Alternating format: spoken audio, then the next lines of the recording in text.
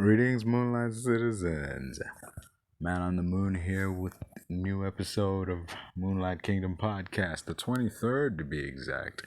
And on this one, we're covering a whole range of topics, from Lex Luthor and his worthiness of being Green Lantern to the abundance of super soldier serum floating around the MCU to a various smorgasbord of other things. The Flash, and his relationship with Iris, amongst other topics on this episode. And get ready to blast off for it in 3, 2, 1, boom. This is not a dream. Concrete on what exactly that entails. Like, speaking of will, do you think, okay, with a guy like Lex Luthor, the amount of will he has, do you think he would be able to wield a lantern ring?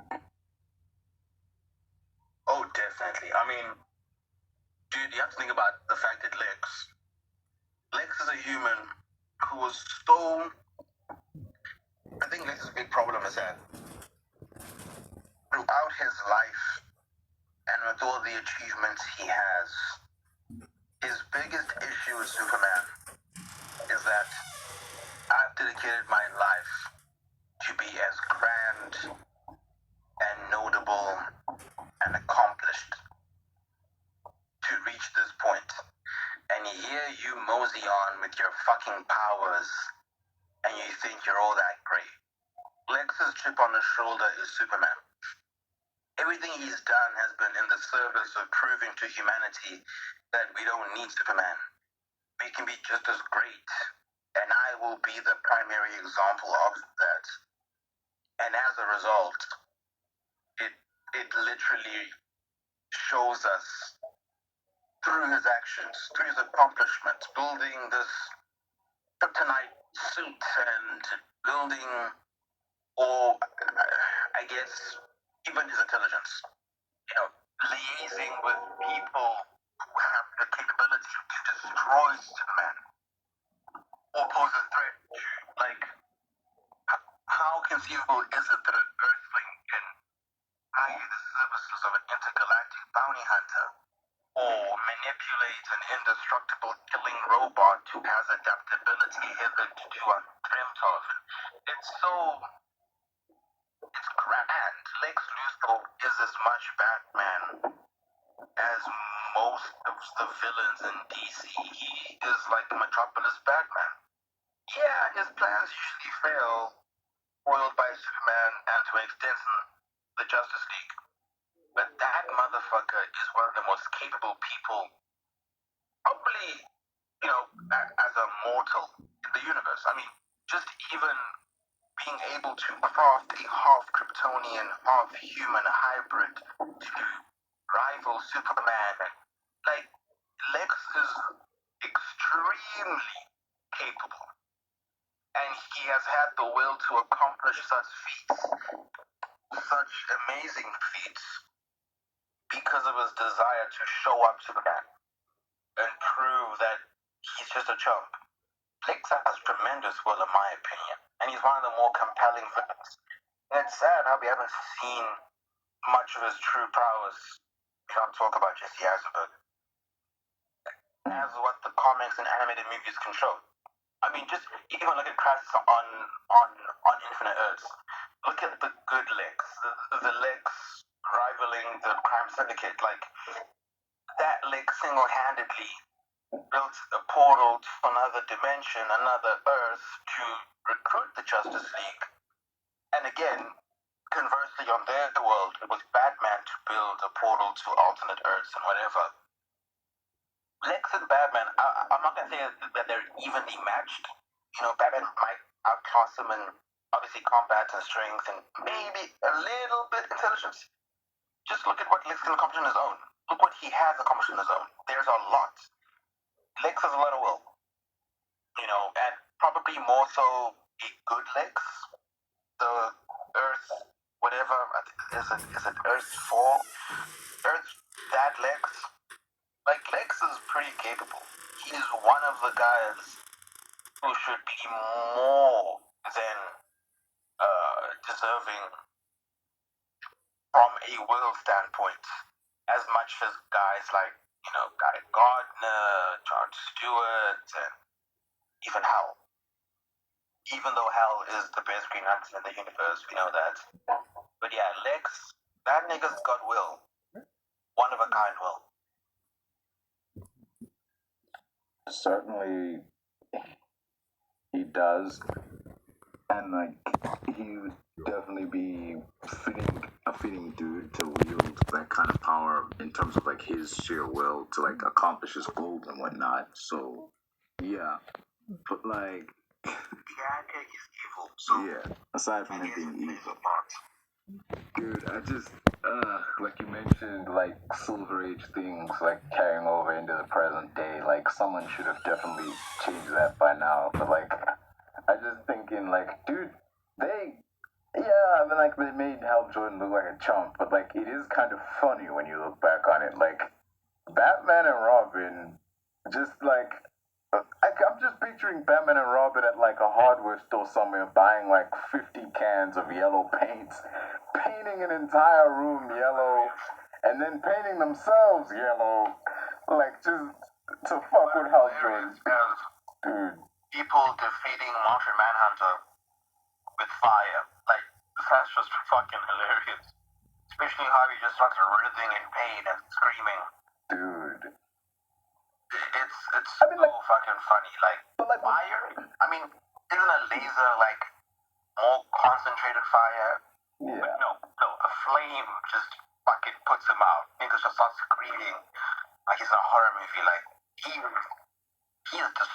I mean, I know that there's newer versions of, Jonzz now in the comics where he beats that mental block that made him, vulnerable to fire and whatnot. He kind of beats that fear or weakness, just like Superman at certain runs.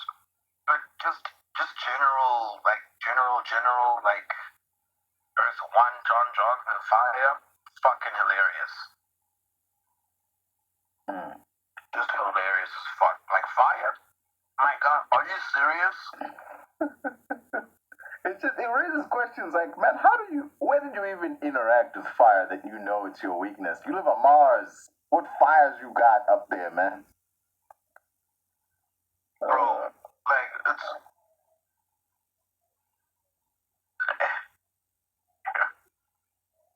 Bullets bounce off you.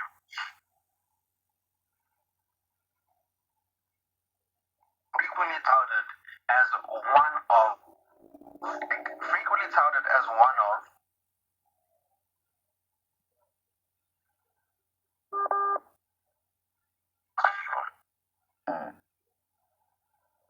Yeah. It just okay. I can. That's hilarious. It is kind of funny to see like a character like that being taken down by like flames and shit. But like I can have an easier time buying the dude is afraid of fire than the freaking color yellow, which is like somehow a better dude. Like so, like when you fly in the sun, are you like weak, man? Because like the sun's yellow too, you know. Just I was thinking about like just the practical element. Like, do you like swear off certain yellow foods when you're like in superhero modes? Like, if a little girl hands you a hot dog with mustard, it's just fucking like I mean, like, oh my God, what did I do wrong? It's like, it's the color yellow. It's great, put it off now. I mean, Batman did like dump lemonade on him and it like fucked with him. So like, probably. Like selling fucking lemonade on a stand. Dude. Flies away to outer space. And he like goes, that was the close one. Like, Man, I think cause like the original Green Lantern back in like what was it, like the 60s? Like that guy was he was vulnerable to wood. I remember because like Big Bang Theory made this joke, like Raj was like, so the original's vulnerable to wood and the new one's vulnerable to yellow.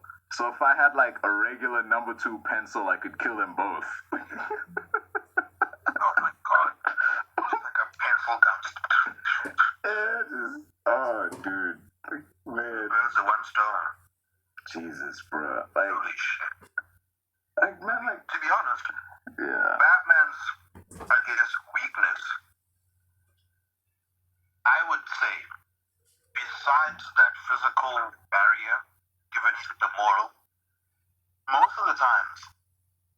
when I've seen Batman being vulnerable, it's been Scarecrow's toxins.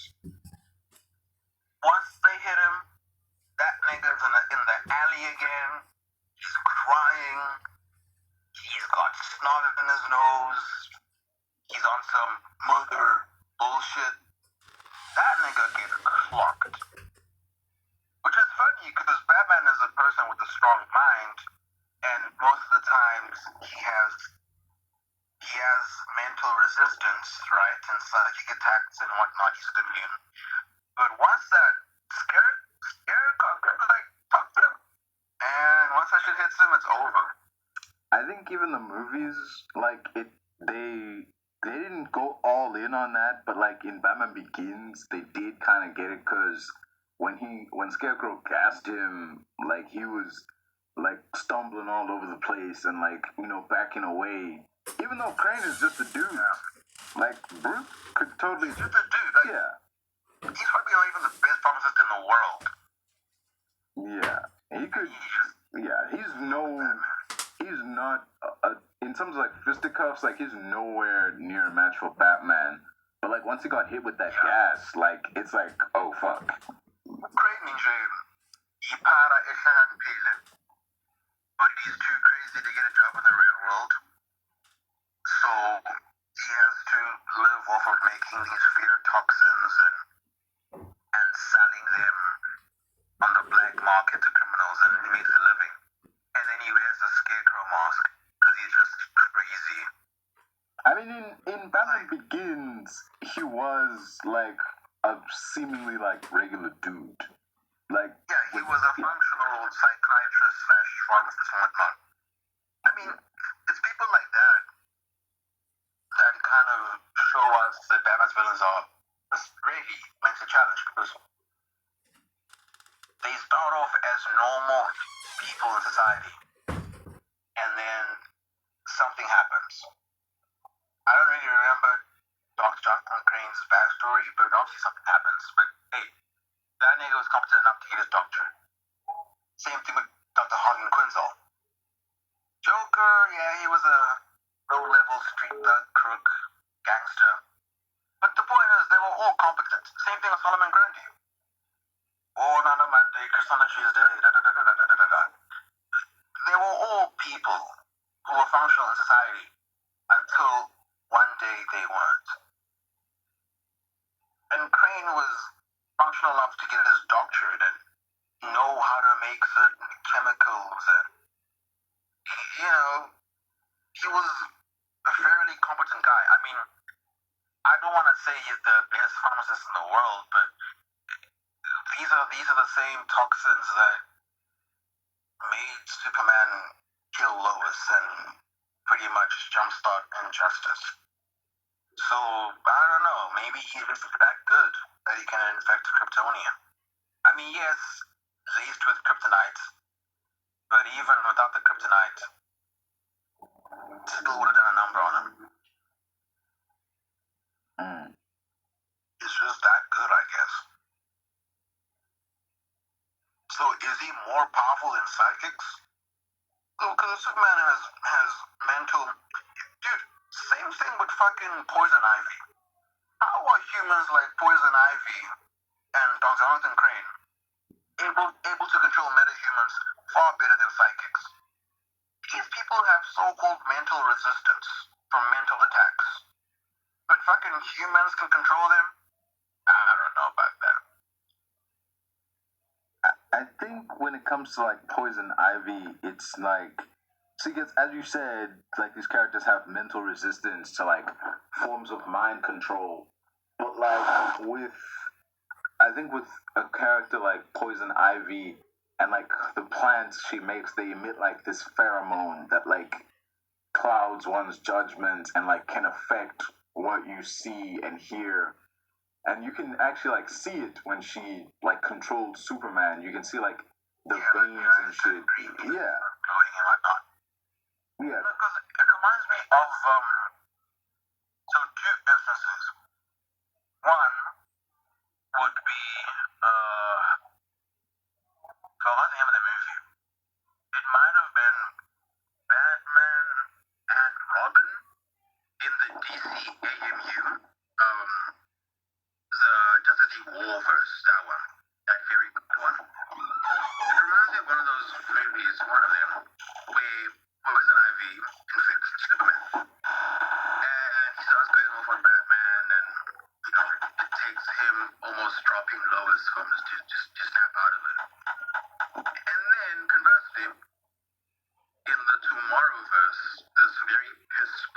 universe that they rebooted.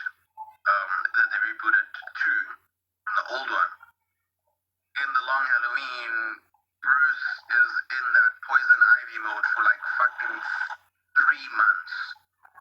And he's busy signing away assets from Wayne Enterprise and whatnot. And most of the time, it seems like, like a really strong punch will knock you out of it. But it's just so, they're kind of OP to an extent. I don't like it. It's kind of weird and inconsistent. Speaking of, it's kind of like Loki's staff in a way, because when it came to Loki's a god, man. I get that. no, dude, I can excuse Loki. with Loki and his powers, like when he touched like Hawkeye in the beginning, he was totally under his control. It wasn't like puppeting him, but like, okay, Hawkeye is evil now, and you know he still retains his skills and like all that stuff, but he's evil now. Okay. So that's interesting because that's two different. So now look at how Sylvie was controllable in What If. I mean, in Loki, Sylvie. She was using her Asgardian sorcery. Whereas in the Avengers, Loki was using the scepter, which contained the Mind Stone. Yeah. Now I don't know. I don't know what's more powerful, Mind Stone or Sylvie's magic. I would say it's more Sylvie's magic, because in Loki, when those guys kept, getting beat up and falling to the floor, hitting their heads, getting punched in the face, Sylvie's chaos magic didn't end. It took Sylvie releasing them from the spell for them to regain consciousness.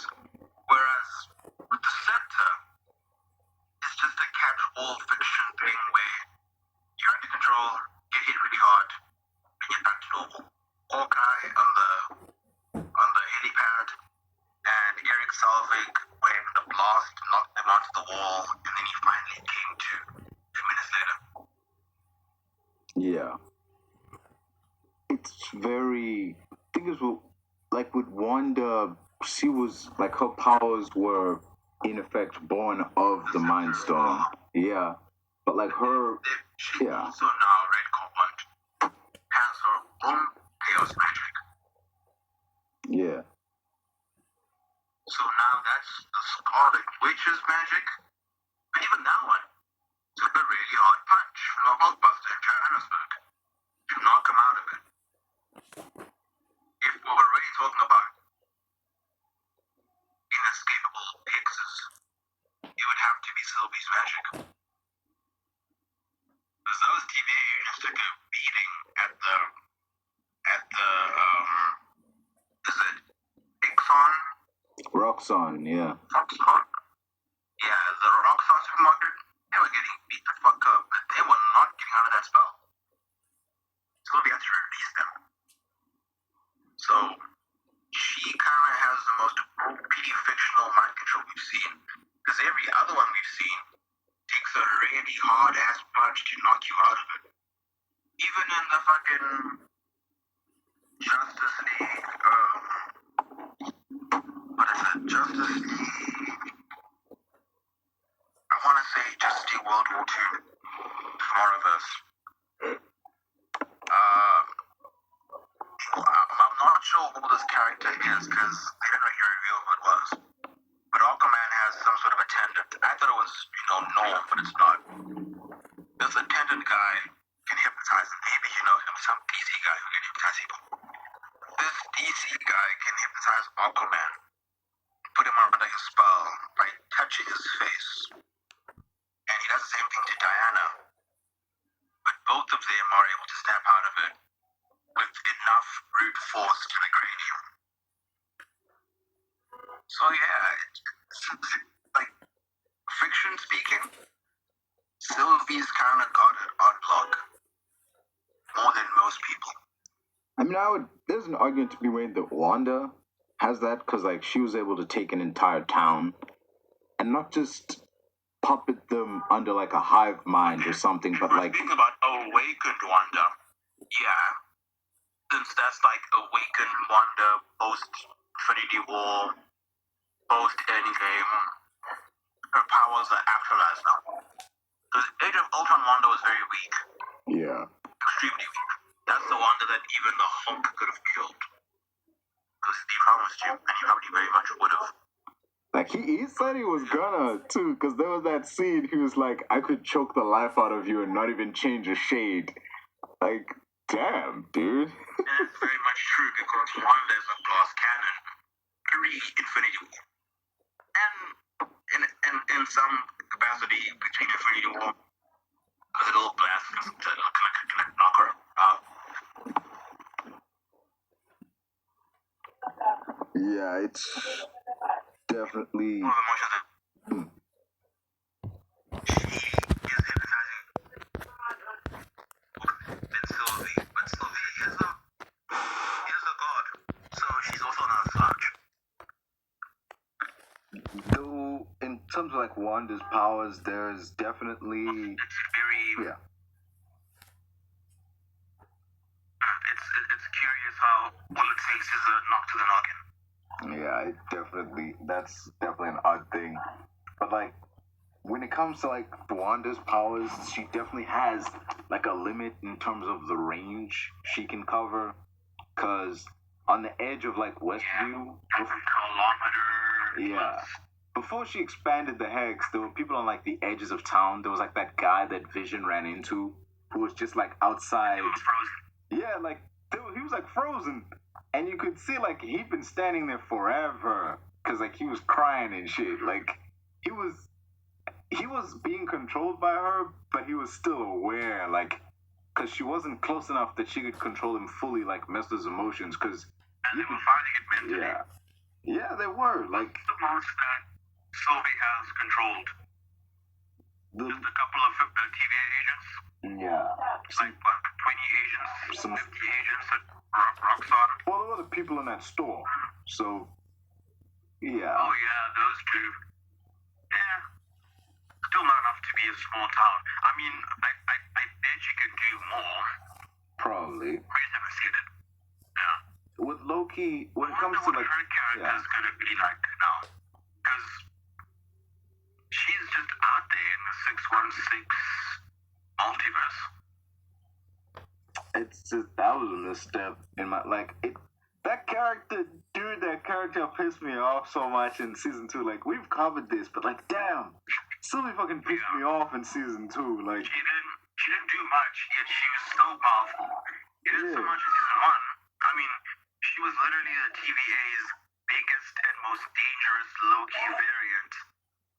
Up until, I guess, 616 Loki came to stop him, because it's whatever. But like, up until that point, she was unstoppable. She was literally unstoppable. And she did nothing in season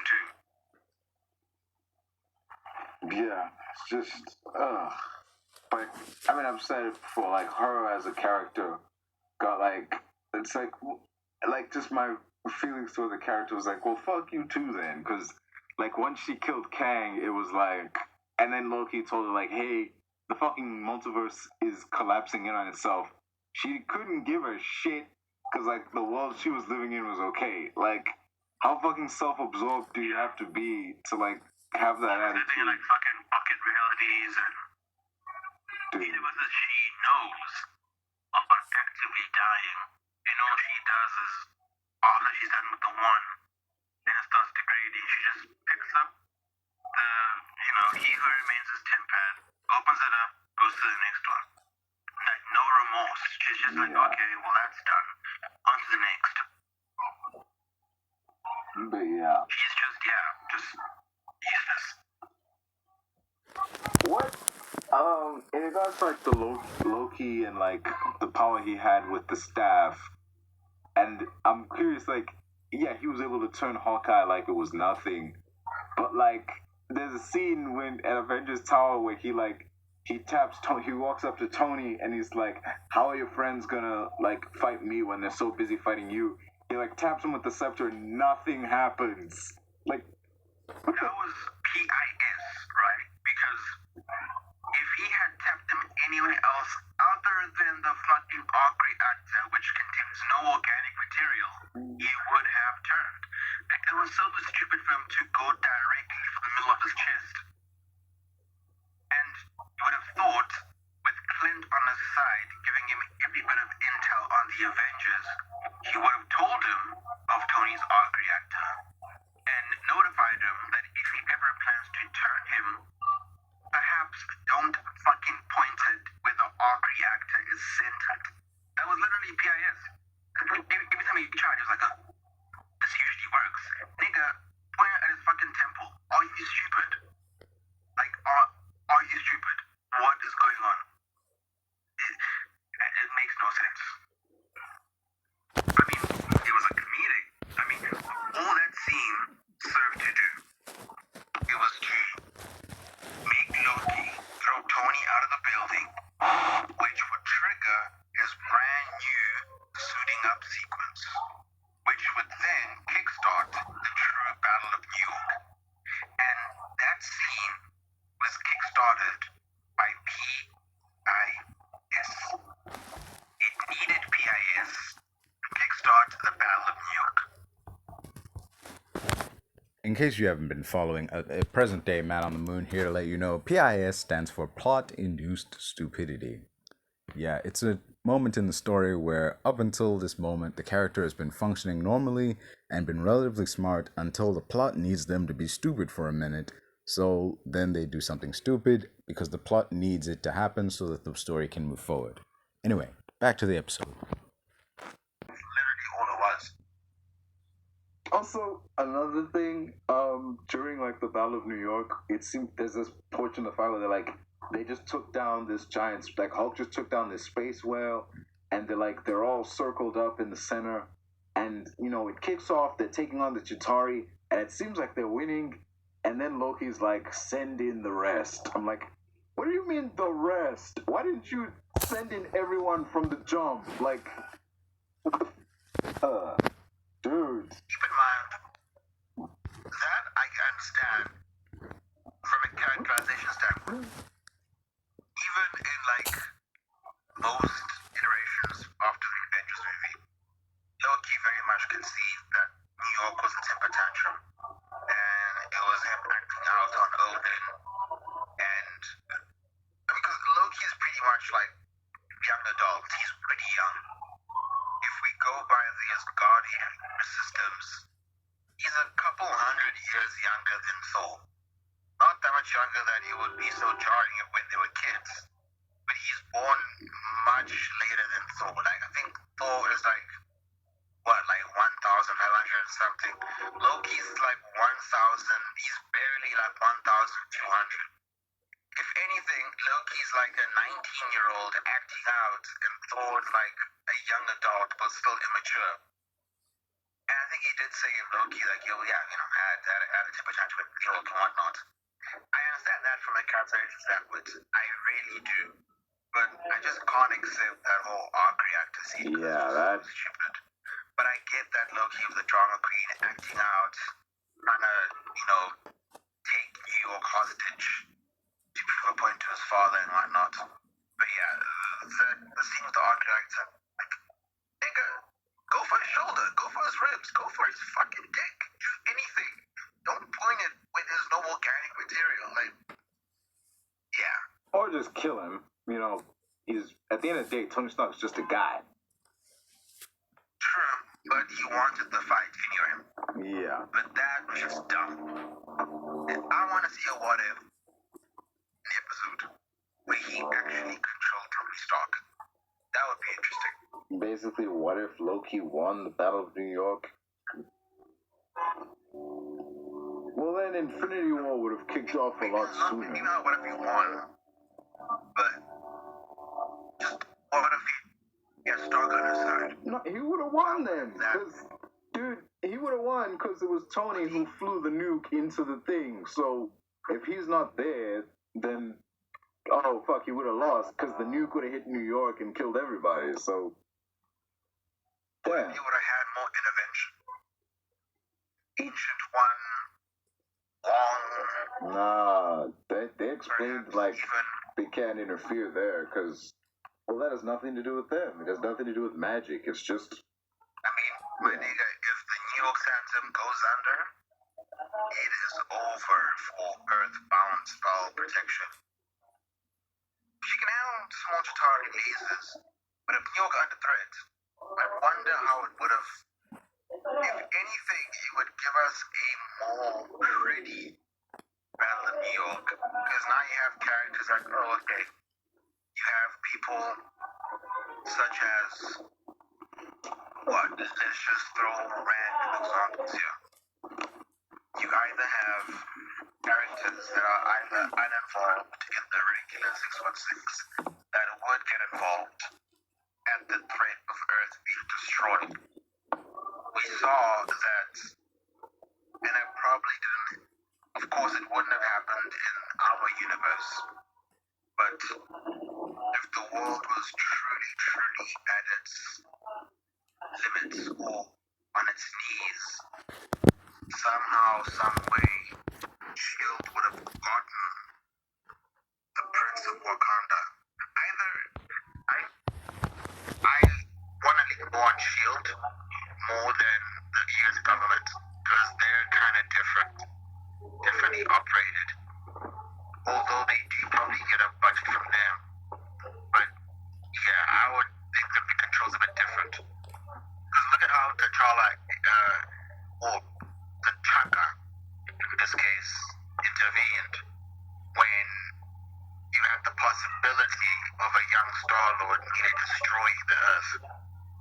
That really would have been interesting to see, like, just who would have gone out the woodworks had they had seen that the Avengers were truly screwed. I would watch that. Even if it still ends in a victory, I would watch it. yeah. Just to see the mechanics play out intricately. Ugh. This last season of What If, though, man, was just. It was a. The Adventures of Captain Carter. Yeah, that's basically what it was. She was the main character of that whole season, dude. Because also, that first episode, like, what if, Nebula joined the Nova Corps? Who gives a fuck? Really, who gives a fuck if Nebula joined the Nova Corps? Like, what? Yeah. As much as a lot of the writing, this great season 1 was good. I would say a lot of the narrative liberties they took could have been more creative compared to what we got. Because as much as the writing is good in the episode, the extent and parameters of the narrative could have been more. It definitely could have been more well executed. Because while the episode did have good writing, or I guess decent enough writing, it's just not interesting. So you don't really care about it. Like, we don't really care if Nova Prime and fucking Nebula and Howard the Duck are written well in the episode. If the episode itself is inherently boring, it doesn't, like, it's not the best trade-off. Good writing as opposed to creative storytelling. Like, we want to see, like, real what-ifs, like fucking, the Sakaar one was good, but it ended too quickly, I feel, with the regime being toppled fairly, I don't know, like, it was fairly not that hard a thing to do. Like, if we had more creative things like that, like maybe, what if Bruce became a super soldier, right? Like what if Bruce Banner perfected the serum and he wasn't the Hulk? Like real what ifs, like real interesting what ifs, not boring what ifs. Like fucking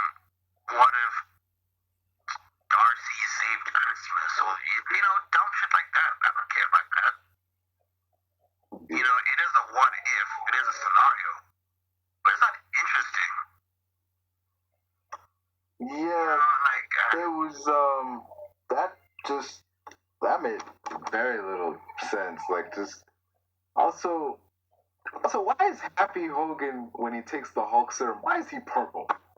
Like, everybody who takes the Hulk serum in the MCU, there've only been 2 people, but still, like, actually 3.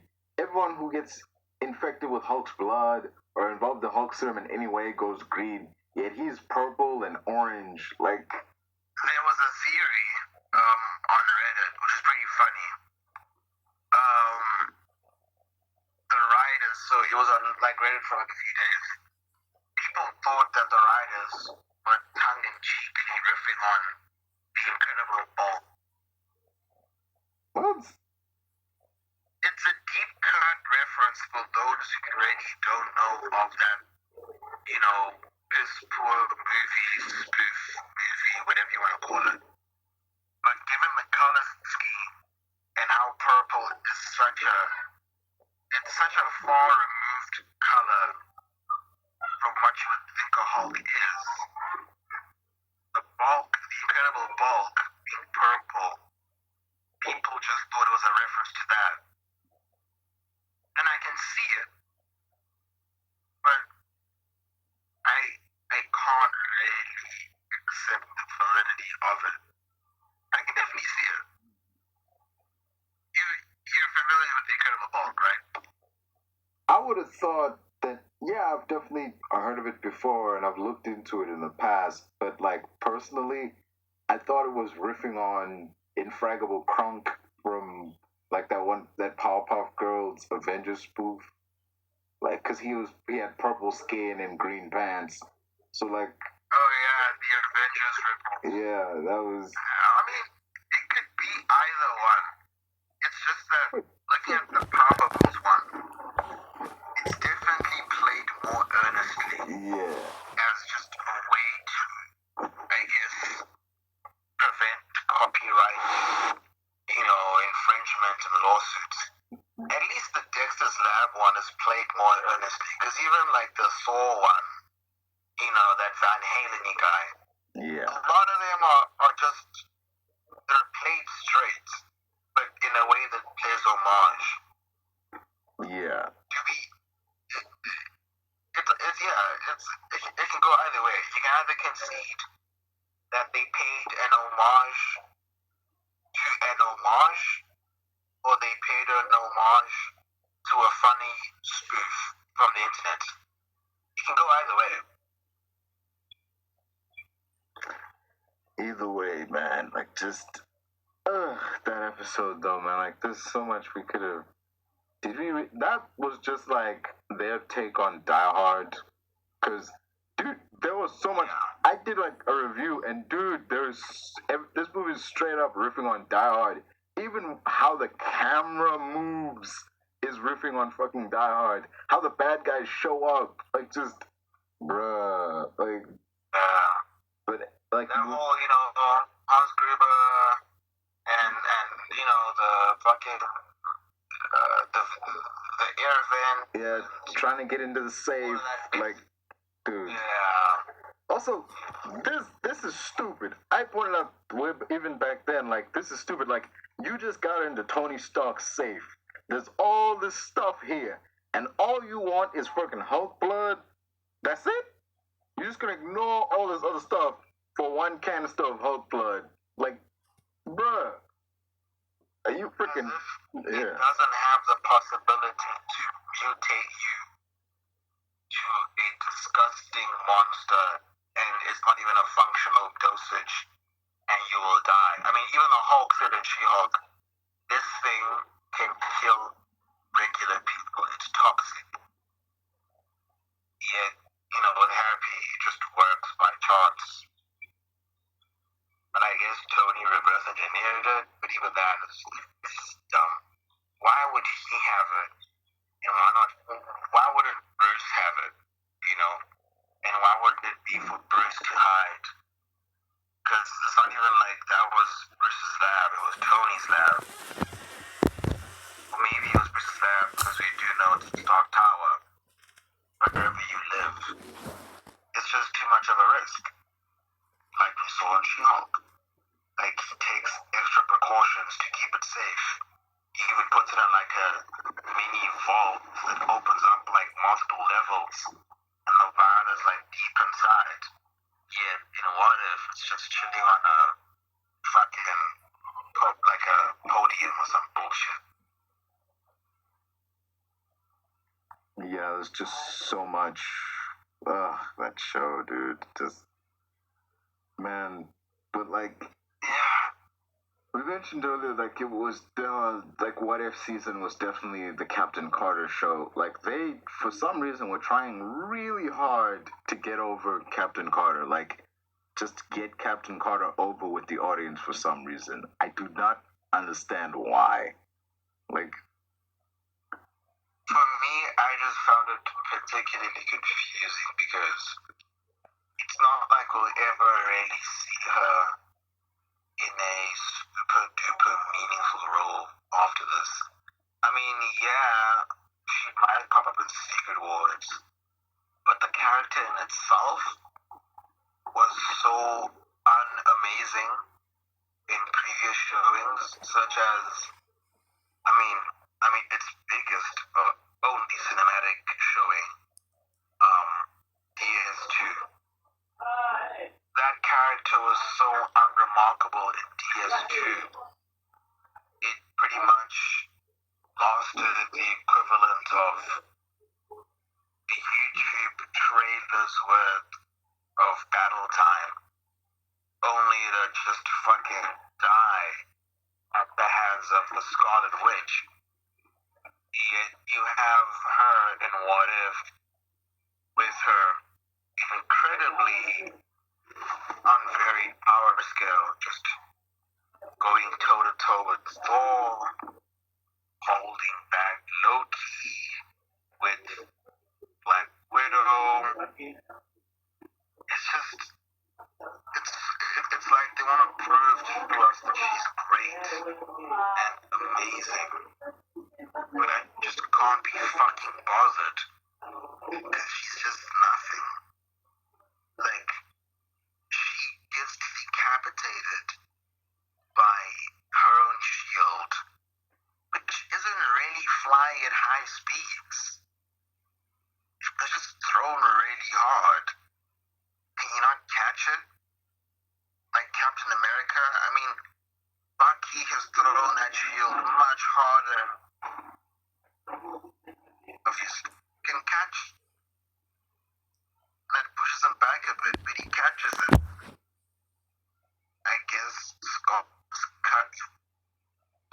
She didn't even throw it that hard or that far. Or maybe she did. I mean, man, it's so much ass pull. Mental gymnastics. You really get off. Is this like...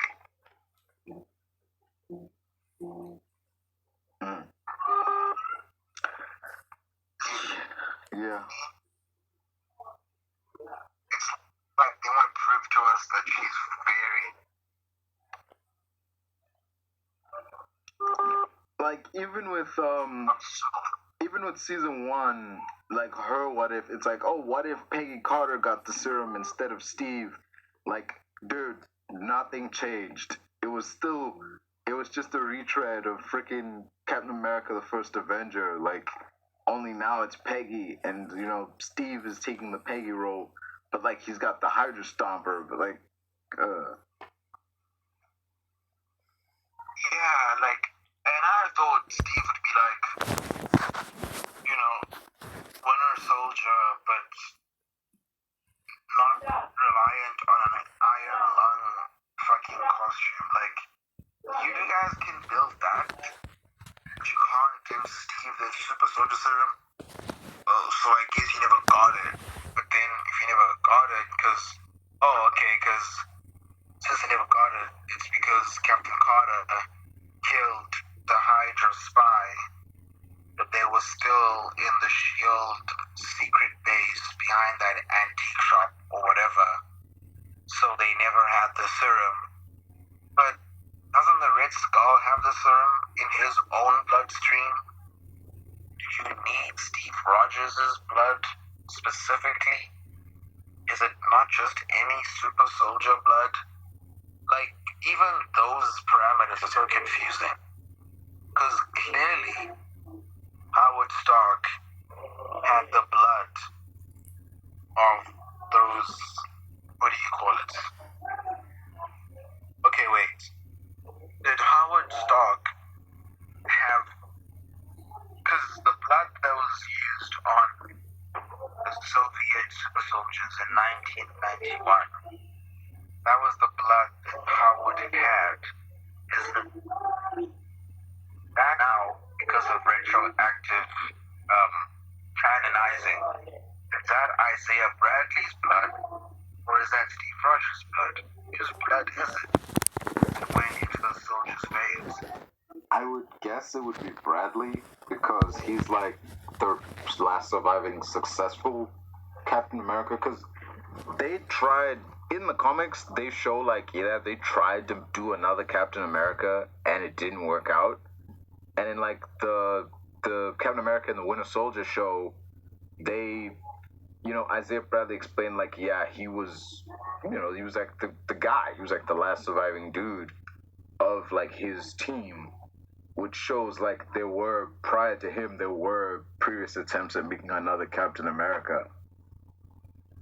Yeah, and he was like the most successful version. Yeah. So much so that they drained him dry and fucking kicked him out and told him if he ever said anything, they'd kill him or something. So they obviously have his blood, an abundance of it.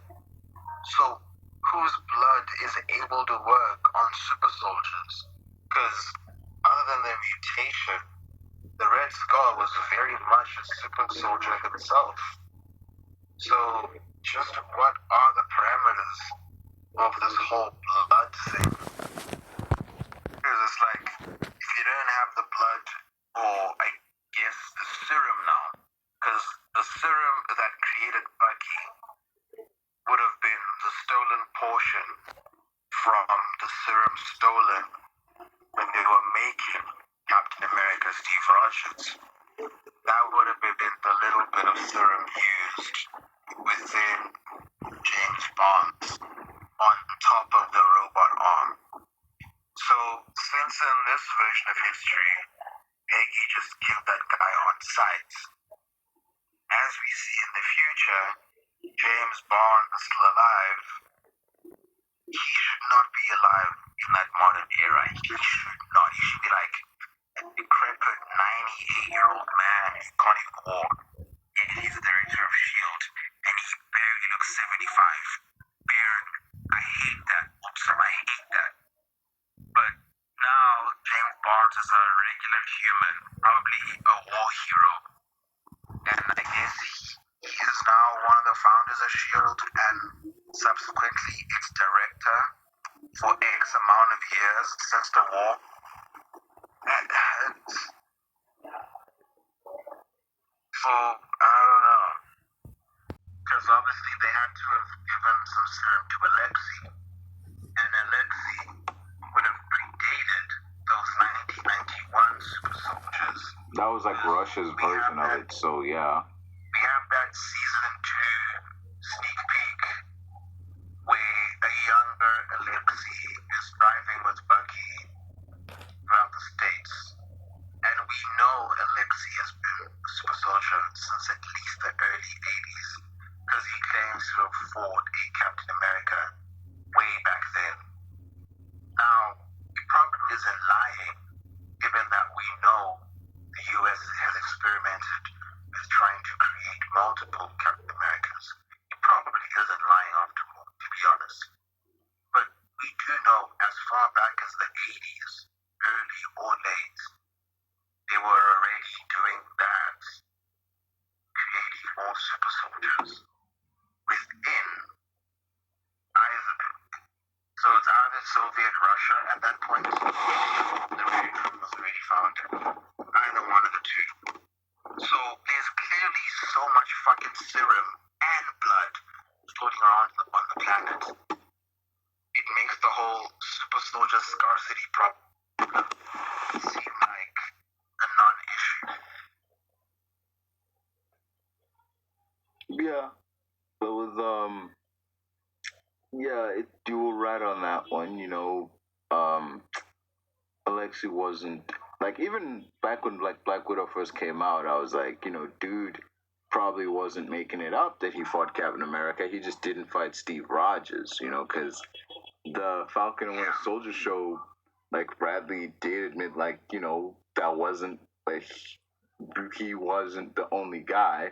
So it stands to reason, like, plus Bucky, when he saw Bradley the first time, like they recognize each other, because he said, like, yeah, he tried to kill him in the past, which meant that yeah. So obviously Bucky would have been created, the Winter Soldier would have been created shortly after James Bond fell over the dreamscape during that final mission in 4046. Now, that either puts the Winter Soldier as created within those later years of the 40s, early 50s. Now, the Korean War began as early as 1953, and we know that that is where Isaiah Bradley was stationed, predating, well, for him at least, the Tuskegee experiments, which were again a ploy in the MCU at least, to inject black soldiers with the super serum. I mean, obviously in our world it's polio. They said it was polio, but it was actually something else and whatnot. But for them, they were testing the serum. But it's like, okay, so Bradley isn't that much younger than Steve Rogers. He predates him by like at maximum 8 years.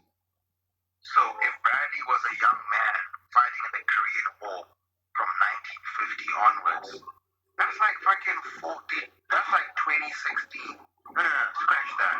That's 2020 to now. If Captain America died in 2020 and a new soldier in 1950 is going to war, that nigga is barely that much younger than Steve Rogers. So in any case, you definitely see the immortality or slowed aging at its work. Isaiah Bradley was a man no much younger than Steve Rogers. He would have been active from 1950 to 53 in the Korean War. That's when he would have met the Winter Soldier, when they would have, had their various fights, probably where Bucky sustained a few of his injuries that he can, I guess, attest to being given to him by Isaiah Bradley. See, I forget what specific injury Isaiah gave him, but Bucky has like a long-lasting injury that was given to him specifically by Isaiah.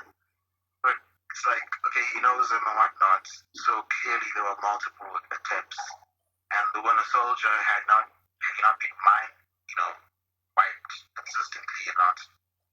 He's probably faced more than one super soldier that is not Isaiah. Probably Alexi as well.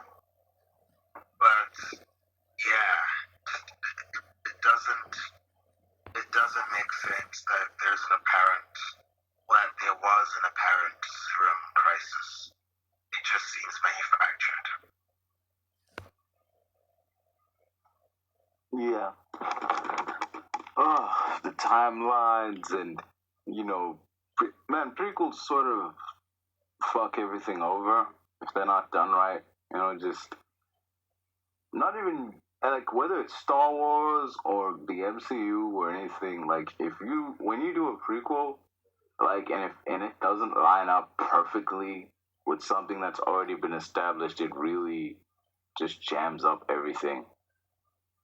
Not just for that prequel, but like the universe in general. Exactly. Like, the one I'm very keen on seeing is, again, just Isaiah Bradley. Because that nigga probably has so many things in his lifetime that he's seen. And he's fucking old. Like, he's most probably born sometime in the mid-20s or so. Given that to be stationed in the military He's got to be what, like 18, right? I think 16 back then. Even if Bradley was like 18 or 16 in 1950, that still like puts him on like in the early 30s. So that nigga is definitely like, he's probably the oldest person around who knows the real bullshit that goes on in the United States, or that has gone on. Like, given that he wasn't even frozen, he just aged. He should. He's very much nearly 100 in the MCU. He's either already 100, or he's very nearly 100. If he was born either, because Steve Rogers is like Mandela. He was born in 1980 along with Bucky. If Isaiah was born in the mid-20s or late 20s, at maximum he would have to be early 30s to join the military for Korean War, since it was 1950. That nigga has seen some shit. Some real shit. Probably saw the founding of S.H.I.E.L.D. Probably met Howard Stark, given that Howard most probably had his blood. Probably even met Peggy unknowingly, because Peggy claims she didn't know about Isaiah, and whatnot. But like, maybe she did. Who knows? A lot of secrets are kept in S.H.I.E.L.D. Because even Sam was disappointed that no one told her about it. Yeah. I doubt they want to show us any, sit in the back of the bus and all that. Just make it a show about Isaiah and Captain America. Like, don't make it so much show about Isaiah is a black man. I mean, that is still important to the character, Isaiah being a black man as Captain America. But they can kind of ease up on the racial stuff. They can ease up on the trauma porn, is what I'm saying. Yeah. Enough of the trauma porn. We're done with that. But should show us Captain America, the struggles of being Captain America as a black dude, and the shit he's seen and the shit he went through. But the shit he went through isn't so much intrinsically connected to trauma porn, but obviously being black would inform it. But don't squarely make it connected to that trauma porn aspect that so many shows that show the past of black people have to show us, like, with the Watchmen and, all of that stuff. Well, Yeah, it was really... good, but just cut it land. Okay, But yeah. make it more neater. But still very much part of his character, because it would have to be. Because that's why he was originally history books. You can't remove it completely, but just tone it down and make it more sensible. Can't just be random stuff. I don't want to see a scene of him getting bullied by some fucking white soldiers and they smash his face in a mirror. Stop that bullshit. Don't show me that bullshit. I don't want to see that. But yeah, everything else, all aboard. Yeah. It'd be definitely, I don't know, it would be kind of a drag, man. Plus, Disney doesn't make those kind of movies, so they wouldn't go down that route anyway. But you mentioned Watchmen in like one of those things you were listing, and I'm just now realizing like how white that movie is. Like, no, okay, I was speaking of more. Yeah, the TV. I know you're talking about like the TV show. I get that, but like, yeah, the Tulsa, yeah. But I mean, like the Zack Snyder movie. I'm like, dude, I'm just now noticing how white that movie was, dude. I mean, for real. Yeah, it was. I mean, the Watchmen are pretty white. You can't do anything about it. Yeah, I mean, you could try like race swapping some people, but like, it wouldn't work, man. Like, the only thing that could ever work is Rorschach being black, because it's not part of his character. Yeah. I don't want to see anyone else being black who we've seen as white. At least with Rorschach, it's like we hardly see him anyway. So he can be whatever. He can be a fucking Asian for a weekend. Yeah. I mean, he couldn't be. I don't want to see fucking comedian as a black man with an Afro mustache. I don't. I really don't. And People would hate that because comedian's a dick. Like. Yeah. Even just it being a black dick, I just don't want to see that. Because even that character, he's like a white patron, American flag branching. If he was black, he would play more to an Uncle Sam role. Like, this guy's patriotic, he doesn't care about what it means to be black. But even that. Uncle Tom is what he was trying to say. I'm not 411. I'm not going to explain everything. Look it up. What is an Uncle Tom? That's what he was trying to go for. Like, if the comedian was a black guy in the Watchmen world, he would be an Uncle Tom type character. Moving on. It's just too preachy. I don't want to deal with people looking down on that. I've had enough of that shit. Dude, like, I don't know, dude. Like, there's just. We're in a post-woke world. I feel like, dude, like, there was this. It reminded me of this thing. There was the Christopher Nolan movie Dunkirk got controversy because apparently there weren't any people of color in a movie set in Europe during World War One. People complaining there's no people of color. I'm like, are you fucking joking? Like, okay, look, let's be honest. Let me play devil's advocate. no. A lot in the UK, there's even a special day. In fact, there's so much lore about this. Long story short, in 2022, Prince Charles came under fire for wearing this like black. It was a black arts military pin that honors the black World War I and II soldiers that came from the UK who were stationed. Because again, of course, most of them were just made to serve automatically. In the history books, a lot of them aren't really spoken about. There were quite a lot of them there.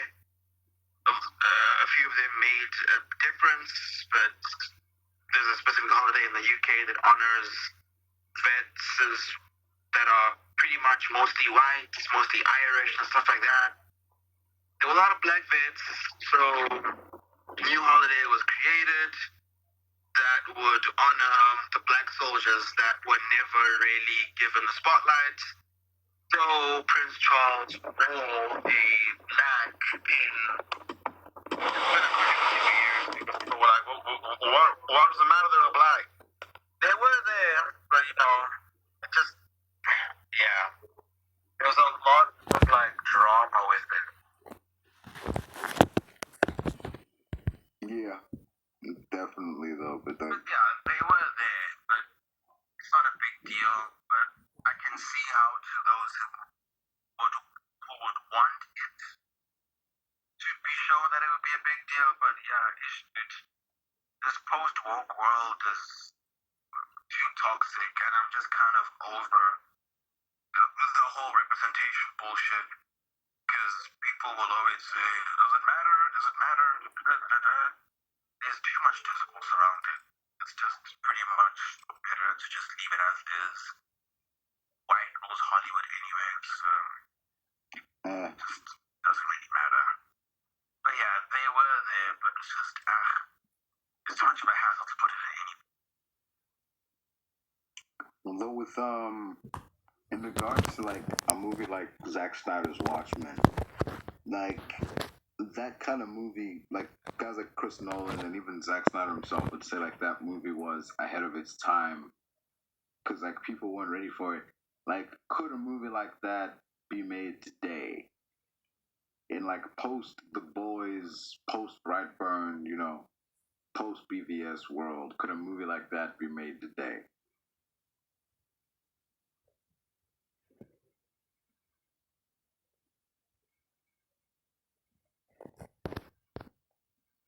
That movie was, yeah. Could Watchmen be made today in like post Brightburn, post BVS, post The Boys?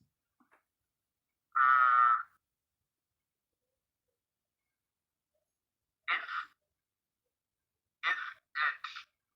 it were to be attempted,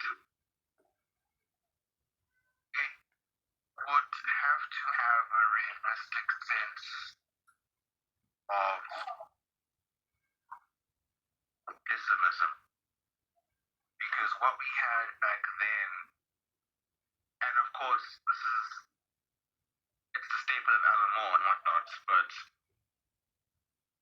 I feel like those same tropes do not really hold up these days, because we've already been inundated with so much pessimism in the medium. If it were to work, it would have to be restructured in a sense. Otherwise, it would just feel like another drab, run-of-the-mill critique on the superhero medium, when ironically Moore is the one who did it first. But then, just because he did it first, now doesn't mean that if he does it again, or if they adapt it again, it will be revered just as much as the first time. Because when you do look at it, even with Snyder's take, all of those came at a time before the medium became so saturated with such elements of narrative and, I guess, the complexity of the superhero. I want to say, like, the whole superhero medium and storytelling, zeitgeist that it's become. The fact that we are getting, these pessimistic takes on superheroes and stuff like his legacy and slipper crooks and boys and da-da-da-da-da-da-da. They're all just retreading the what-ifs of old of like Frank Miller and Alan Moore, and what if superheroes weren't as good, and what if they weren't as moral, and what if they had, what if they were fallible? It would have to be restructured. It can't rely on the old laurels, because a lot of those elements have already been plucked to create the modern zeitgeist of stories that stem on pessimism and immorality. It would have to be different. Otherwise, it will just kind of blend in and not. People won't take notice. It will just blend in, and it'll look like another Titans or a worse version of the Boys or something. Not saying it has to be earnest, but it just has to be restructured in a capacity that hasn't been done, which is rare, given that we've kind of touched upon every single facet of how superheroes can be fallible. But we might not deal with tropes that are as rated 18 as Watchmen. So perhaps we can probably attempt other avenues, maybe such as substance use and mental disorders and trauma, because a lot of what the modern era is, it's mostly surface level behaviors, just a bunch of assholes with middle fingers.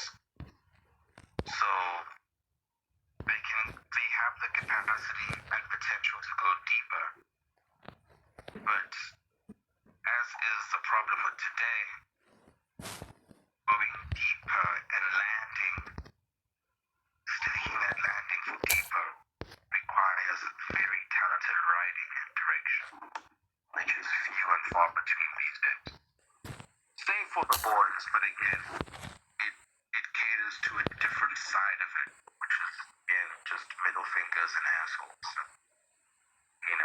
saying fuck you and lasering, and that's not what Watchmen is. It's not, you know, it's not the entirety of what it is.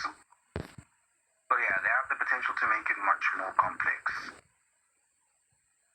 And if you were to make Watchmen now, would you still have that same team, which was basically Alan Moore's critique of the Justice League, or would you make a new team critiquing like a new crop of superheroes, like, you know, the Avengers or something? The problem is now with fiction is that most teams, superhero archetypes, they pretty much borrow either from Marvel and DC, and a lot of them are either bent and backwards versions of the Avengers, or bent backwards versions of the Guardians of the Galaxy, or bent backwards versions of the Justice League.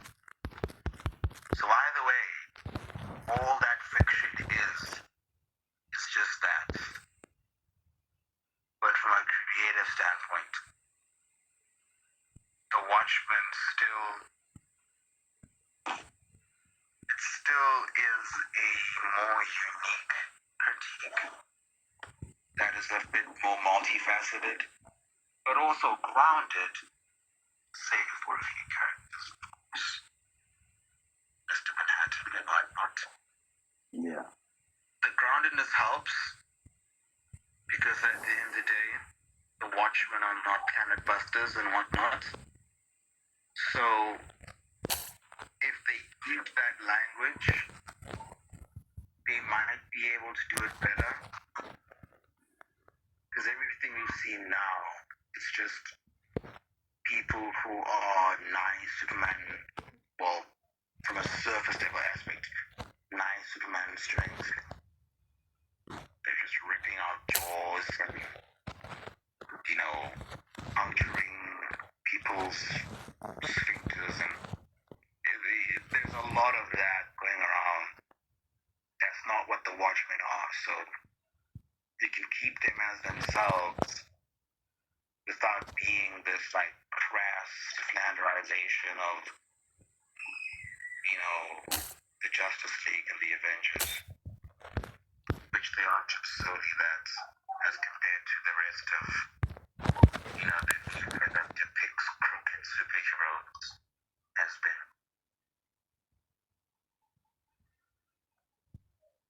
Avengers, which they aren't solely that as compared to the rest of, you know, the genre that depicts crooked superheroes has been.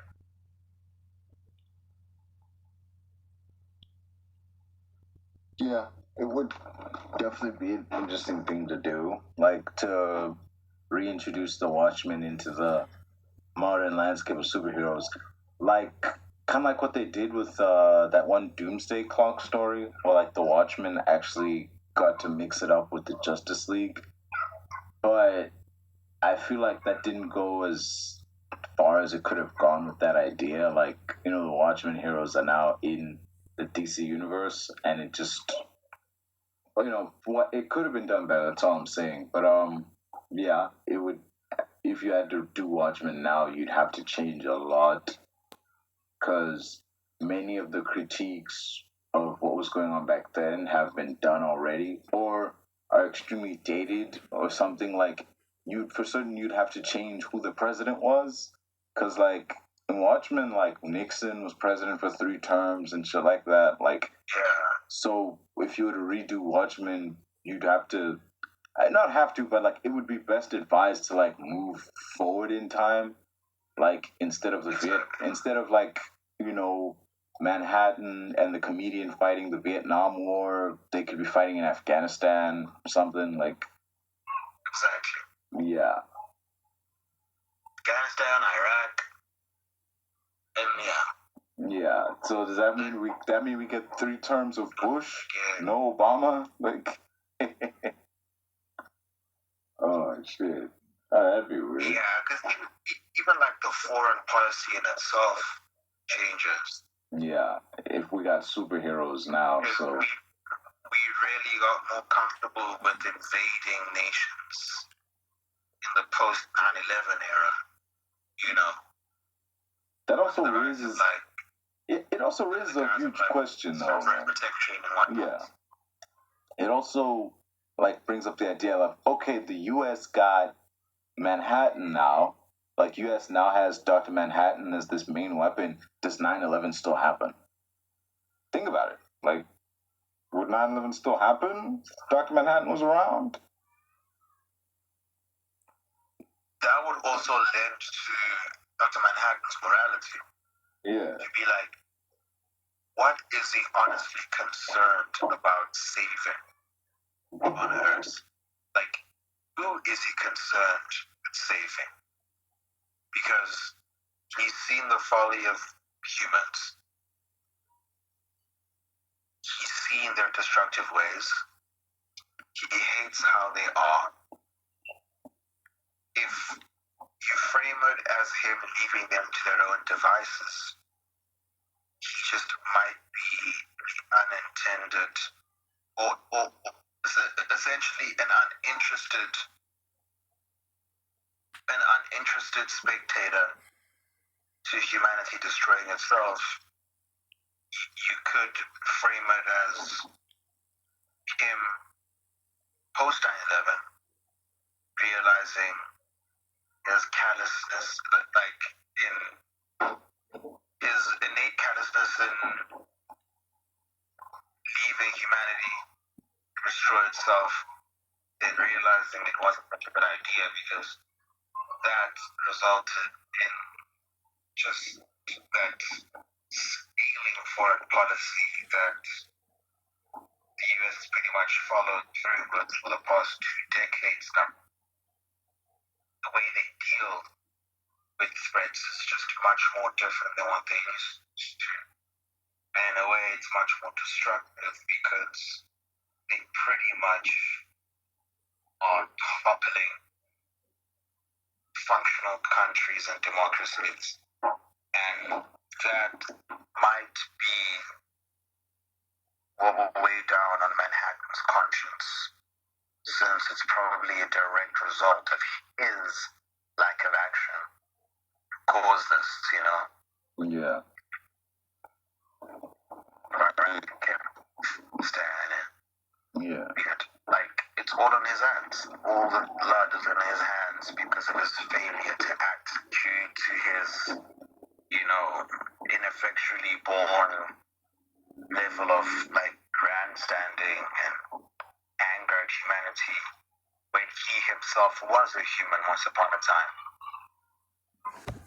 So yeah, there are very creative ways you can bring it forth.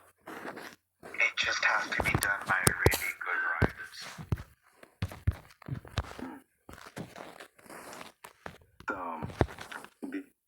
Yeah, it's definitely something that can warrant a definite reimagining, something worthy of reimagining.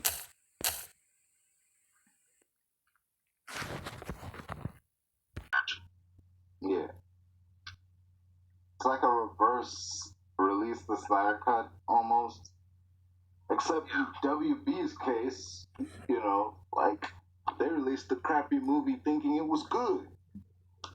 Yeah, that was them thinking, we've got Marvel on our back with this one, but we even poached their director. Yep. I watched the two movies, not back to back, like one after the other, but like I watched certain scenes of them, like the scenes where Cyborg takes it, like splits the mother boxes in the Justice League. Him and Superman just like physically push them apart. There's no hacking scene, no I'm not broken, just like, hey, let's grab these two boxes and push them apart from each other, like, okay, whatever. And in the Zack Snyder's cut, you know what happens. It's this touching scene, dude and his family. But like in the Justice League one, like after the thing blows up, him and Superman are laying there, and Superman's like, I changed my mind. I want to be dead. And then like Cyborg's laying there like, oh man, my toes hurt. I don't even understand the physics of how my toes hurt. Like, this motherfucker does not have toes. Like, none of it is funny. dude. Like, Superman, first of all, he should not be in a feat of comparable strength with Cyborg. There's no way that Cyborg pulling is comparable to Superman pulling, and them doing an equally good job, an equally similar job in being able to pull apart the boxes. Cyborg is nowhere near the strength of Superman. Superman, if anything, should have pulled those fucking boxes alone. Cyborg isn't even strong enough to hold his own against Steppenwolf. Not even the first version of Steppenwolf. So why is he now pulling apart a fucking mother box with Superman and acting like he's exerting as much effort and force as he is? Like, no, nigga, no. You're Iron Man level. Get the fuck out of here. Also, in like Justice League, Silas Stone, he survives. Like, not only does he survive, but like he gives Cyborg his more traditional comic book design in that montage at the end with like the big red in the center. Like, huh? Okay. But that was like an odd change. I mean, because when the movie was like set to come out, and Joss Whedon had done his duty, he said like he tried to keep it as much in the spirit of Zack Snyder's original vision, which we know now is a fucking lie. But like, you know, like, dude, you say, oh yeah, we kept it his original vision, but like someone who died in the original, who they, mind you, filmed, mind you, because like they said the movie was like 70% done, is now like surviving in this one. Like, bruh, why? Yeah. You see, like, that whole, I just feel like the changes that we made don't even serve the narrative as the changes that one made. Because what's the point of showing us the silence of that? To motivate, motivate Cyborg? What motivation does he need from him? You know, what he can get from Diana and the leaders? It's just questions that don't really make much sense and are thought to have a positive butterfly effect. Just useless choices. Like, but what's the choice in, like, even having Barry as a badge, waving, it's like, is he doing it for his dad? Is he doing it for Iris? Is he doing it for his mom? Is he doing it because he likes Batman? Yeah. And they cut that scene where he saves Iris, because you know they filmed it because it was in the trailer. Like, Yeah. oh, dude. Iris ways. I wouldn't say they did her more justice in the Flash, since the Flash was just wasn't a good narrative piece. It was okay, but as a whole, action and Batman stuff was pretty nice and whatnot. It's okay in those certain, self-contained bits and pieces. But, like, obviously it has a lot of weak points.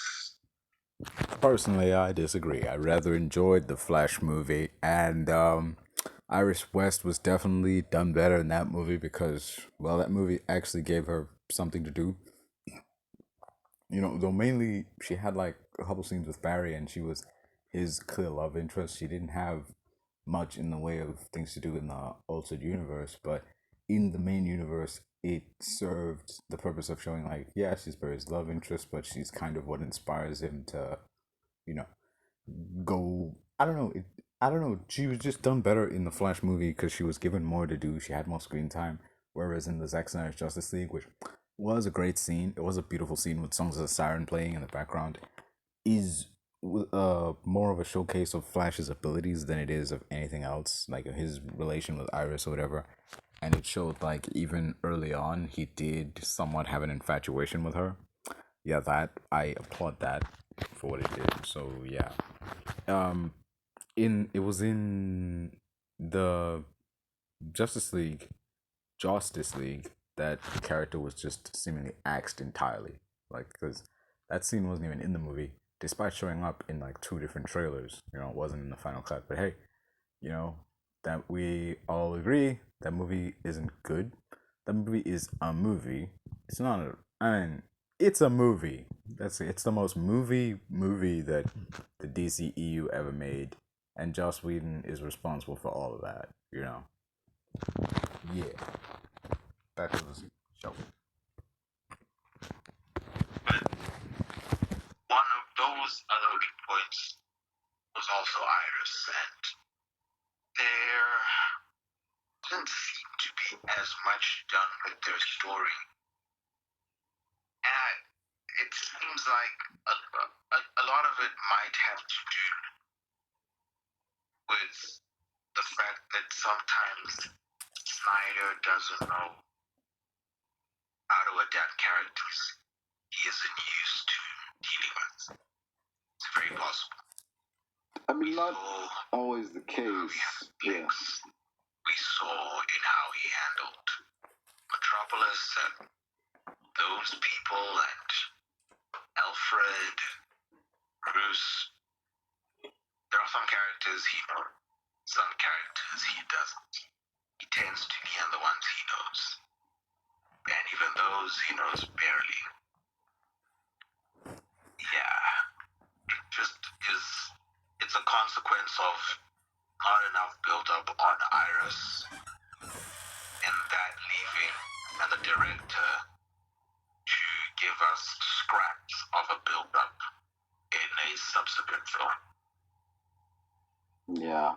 The issue is with Iris, while it is a Barry, she's a Barry Allen separate character. You can't have her without Barry.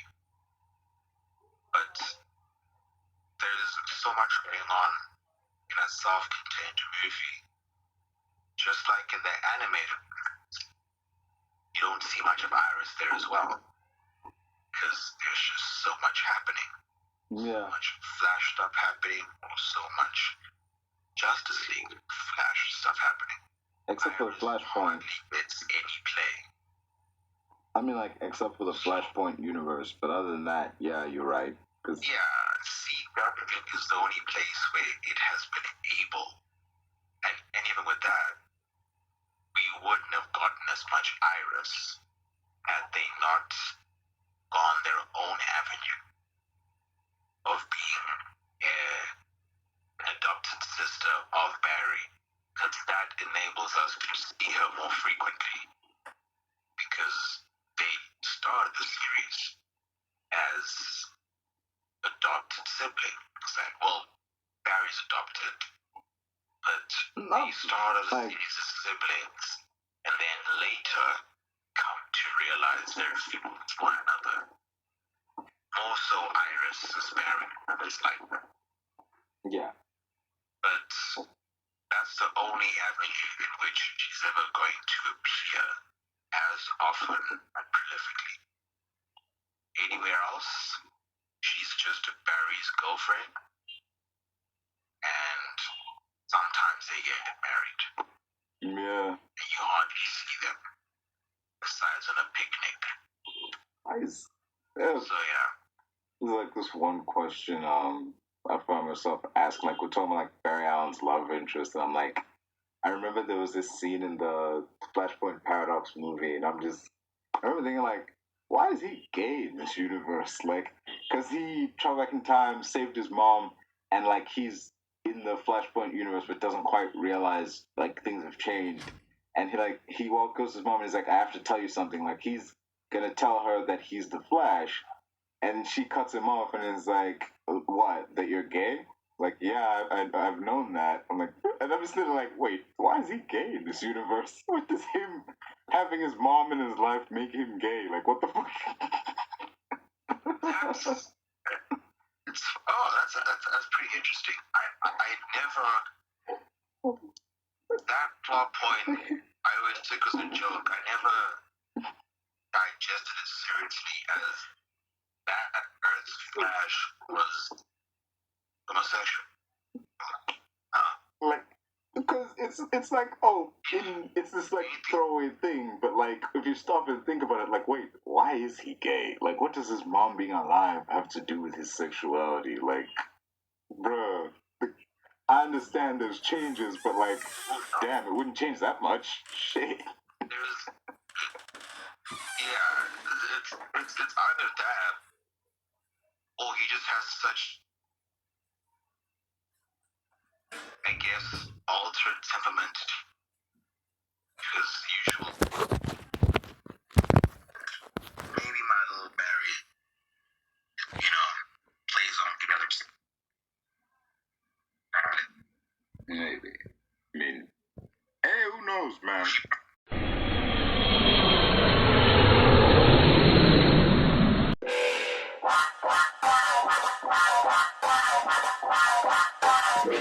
I stay loose, I stay hype. I stay loose, I stay hype. I stay loose, I stay hype. I could do this all night, cause I do what I like. Yeah, I do what I like. Yeah, I do what I like. Sipping goose, sip is right. And I go with the flow. Yeah, I go with the flow. Yeah, I go with the flow. Cause I know I'm the show. In the zone, here I go.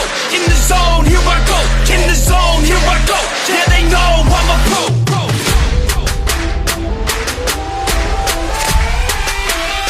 Let's go, let's go!